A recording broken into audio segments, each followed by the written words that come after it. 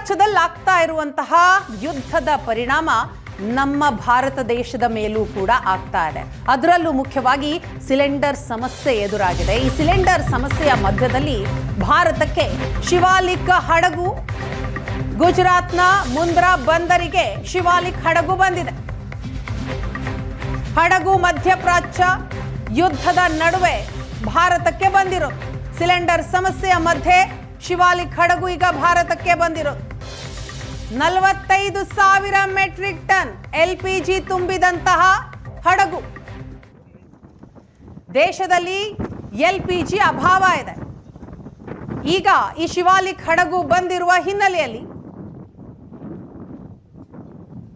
LPG ಸಿಗಬಹುದು ಅನ್ನುವಂತಹ ಆಶಾಭಾವ, ಈ ಅಭಾವವನ್ನ ತಪ್ಪಿಸಲಿದೆ ಈ ಹಡಗು. ನಾಳೆ ಭಾರತಕ್ಕೆ ಮತ್ತೊಂದು ನಂದಾದೇವಿ ಹಡಗು ಬರುತ್ತಂತೆ.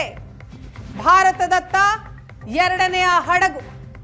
ಸಿಲಿಂಡರ್ ಸಮಸ್ಯೆಯ ಮಧ್ಯದಲ್ಲಿ ಈಗ ಭಾರತಕ್ಕೆ ಶಿವಾಲಿಕ್ ಹಡಗು ಬಂದಿದೆ. 45,000 ಮೆಟ್ರಿಕ್ ಟನ್ LPG ತುಂಬಿದಂತಹ ಹಡಗು ದೃಶ್ಯದಲ್ಲಿ ನೋಡ್ತಾ ಇದ್ದೀವಿ ನಾವು. ಪ್ರಧಾನಿ ನರೇಂದ್ರ ಮೋದಿ ಇರಾನ್ ಅಧ್ಯಕ್ಷರ ಜೊತೆ ಮಾತುಕತೆಯನ್ನ ನಡೆಸಿದ್ರು. ಹಾರ್ಮೋಜ್ ಜಲಸಂಧಿಯ ಮೂಲಕ ಭಾರತ ಧ್ವಜ ಇರುವಂತಹ ಹಡಗುಗಳು ಬರೋದಿಕ್ಕೆ ಅವಕಾಶವನ್ನ ಮಾಡಿಕೊಡಬೇಕು ಅಂತ ಈಗ ಭಾರತಕ್ಕೆ ಶಿವಾಲಿಕ್ ಹಡಗು ಬಂದಿದೆ. ಸಿಲಿಂಡರ್ ಸಮಸ್ಯೆ ಇದೆ. ಇದರ ನಡುವಿನಲ್ಲಿ ಒಂದು ರೀತಿ ನಿಟ್ಟಿಸಿರು ಬಿಡುವಂತಹ ಸಂಗತಿ ಇದು. ಗುಜರಾತ್ನ ಮುಂದ್ರಾ ಬಂದರಿಗೆ ಶಿವಾಲಿಕ್ ಹಡಗು ಬಂದಿದೆ. ಇನ್ನು ನಾಳೆ ಮತ್ತೊಂದು ಹಡಗು, ನಂದಾದೇವಿ ಹಡಗು ಬರುವ ನಿರೀಕ್ಷೆ ಇದೆ. 45,000 ಮೆಟ್ರಿಕ್ ಟನ್ LPG ತುಂಬಿದಂತಹ ಹಡಗು ಶಿವಾಲಿಕ್ ಹಡಗು. 40,000 ಮೆಟ್ರಿಕ್ ಟನ್ ಇದೆ.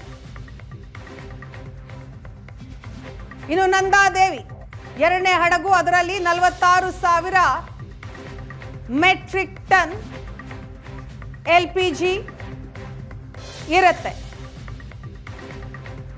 ಶಿವಾಲಿಕ್ ಹಡಗು ಹಾಗೂ ನಂದಾದೇವಿ ಹಡಗು ಈಗ ಗುಜರಾತ್ನ ಮುಂದ್ರಾ ಬಂದರಿಗೆ ಶಿವಾಲಿಕ್ ಹಡಗು ಬಂದು ತಲುಪಿದೆ.